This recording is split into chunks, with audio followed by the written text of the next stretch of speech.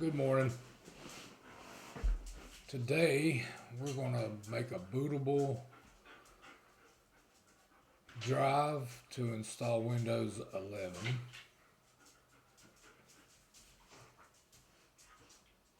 We're going to use two different versions of software to do so. One is the Windows Media Creation Tool, and the other one is going to be the Rufus version. Now, for a corporate situation, 9 times out of 10, they're going to want you to use the Windows Media Creation Tool. Rufus bypasses the hardware check and the TPM. So basically, you can put it on every computer that's got Windows components or Microsoft or whatever. I wouldn't try to put it on a Mac, of course. Totally different.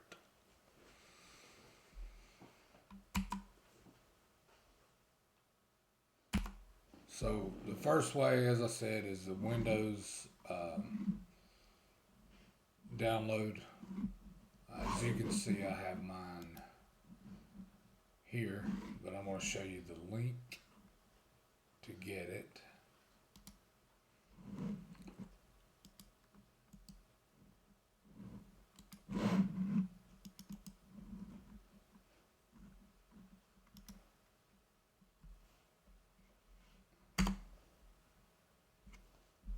This takes you to the page. Let's see what's going on with. So you have all these options here. This one. This is the one you want, the Media Creation Tool. If you click that, it's going to put it on your PC currently that you're using.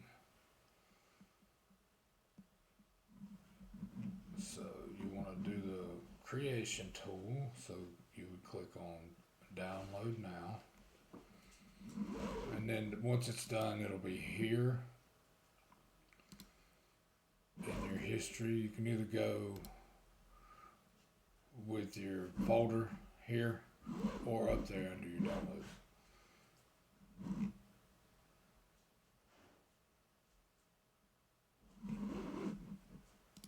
Yeah, so I didn't wait long enough. So once it opens, you would hit accept.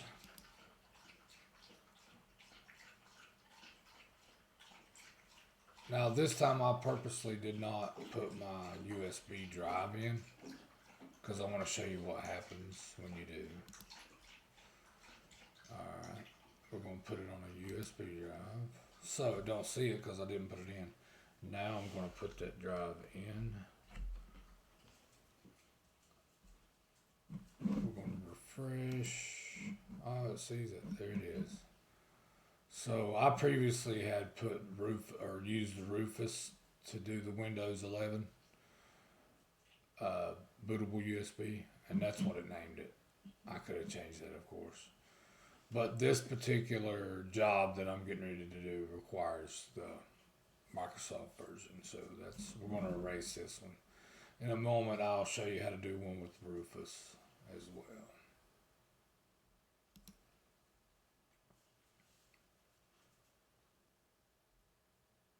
Okay, so we will go through this fairly quick. It's downloading Windows 11. And then it goes to another progress screen that takes a little while. Once we get to that one, I will pause just so we're not bored to death. But this one, as you see, goes pretty quick.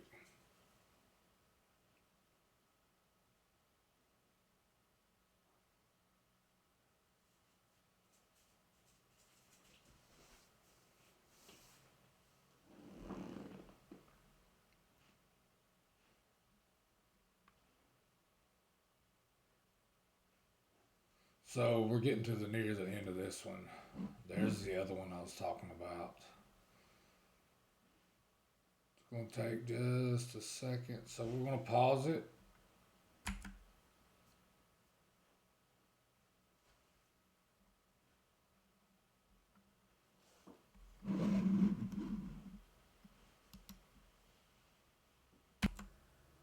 Okay, I'm back. So it's been a little while, but I want to talk to you about once you have created your bootable USB, you're going to want to boot up to your BIOS, or there's one called the quick boot or boot options that'll let you just pick the USB drive that you want to install your operating system from. So at that point, at this point, actually, I would make Google your friend, because everybody's got different computers. You could have HP, Surface, Microsoft Surface. You could have Asus motherboard. You could have Dell, HP. There's several different manufacturers. There's even some not so familiar brands. But if you'll Google on how to boot to your USB, that'll tell you where you need to boot from, and then you'll be able to install your operating system from there. I would delete all partitions on that old hard drive and just start fresh. If you would like me to do a video on that, please let me know. I hope this helps. And next, we're going to do Rufus. I want to show you how to do it. I prefer Rufus, but like I said, uh, the most dependable way is with Microsoft Windows for the average user.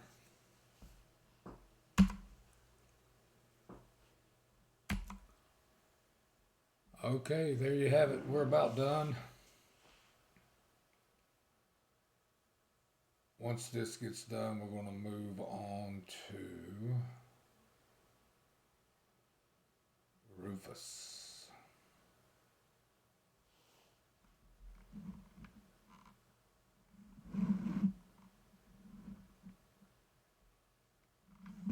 Let's go ahead and open up a new screen here for the latest while that's doing.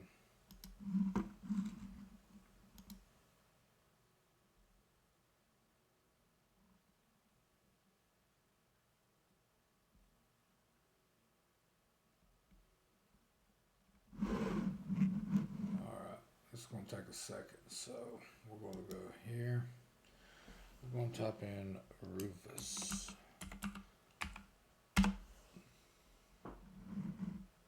We'll click here. Now, this is where it gets a little tricky. You want to be careful of all this spam and junk. So, this is probably the best one here, standard. Download that.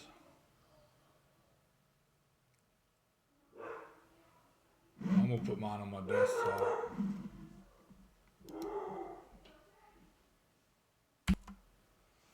Alright, so let's see what happened on this. Is it done yet? Your device is ready. So we're going to finish. And it's done. So that's how you make a bootable USB drive with Windows Media Creation Tool. Now we're going to work on Rufus. Let's go back a screen. So we typed in Rufus to Google. We go here. Click on that. And this is where I tell you again, be careful what you click on. All this bad. Scroll down to where you see the download for Windows. Click on that. X out of this. Okay, I'm going to take mine to the desktop. Alright, and now, just so you know, I have already, let me go back a screen here. If you'll notice back on the Windows download screen, below the Media creator or creation tool, you have the option to download the ISO, and you want to do that, and you click there and confirm, and then decide where you want to put it. I just let mine go to downloads, because you're going to search for that later. There it is, 7.2 gigabytes. I recommend a wired connection unless you have super fast internet, which is possible. Except for in my area, I don't. Alright, so now we're going to go to Rufus here. Double left click. Yes. Alright. So as you can see, we don't have a USB drive in yet. I'm now going to put one in. And it should populate. There again, that's what Rufus named it. Alright, so that's our USB drive we're going to record to. Now we want to make sure we got the ISO chose here. And then here we're going to search for that ISO file that we downloaded. I put mine in downloads. Wherever you put yours is where you'll go find it. You'll click on it twice. We want to do standard Windows installation. UEFI is what most things are using now, unless you have an older system. And just so you know, we can change it here. The name.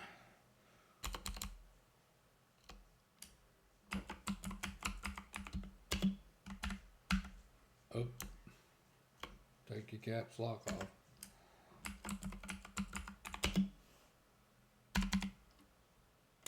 I'm gonna name this Rufus so I know. I'm also going to take a Sharpie and do it. So at this point, we're ready to start.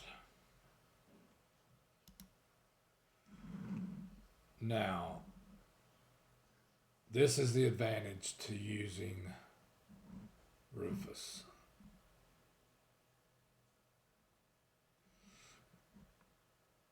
I would not use this one.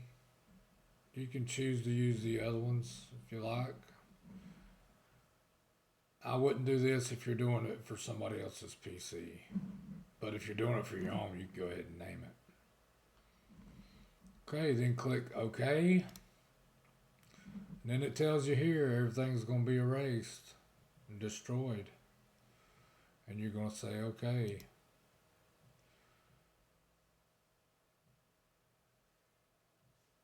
Alright, so we're going through these steps. It's going to take a little bit longer than you like. So I'm going to pause it at this point, and I'll be back.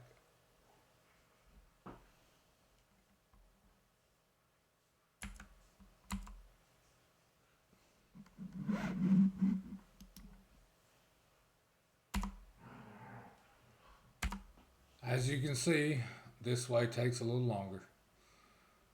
That's okay. I'll be back.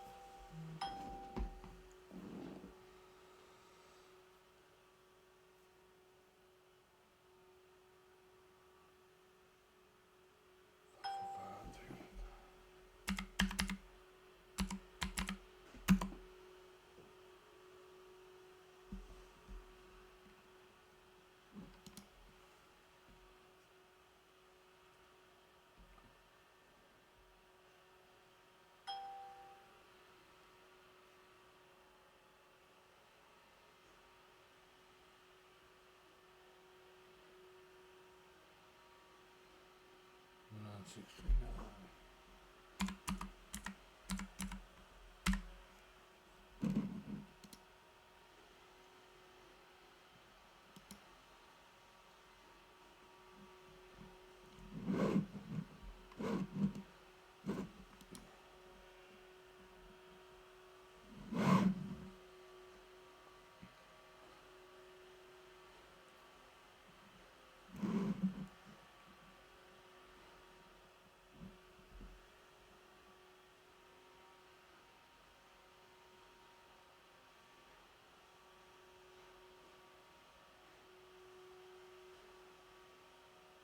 Okay, so we're done.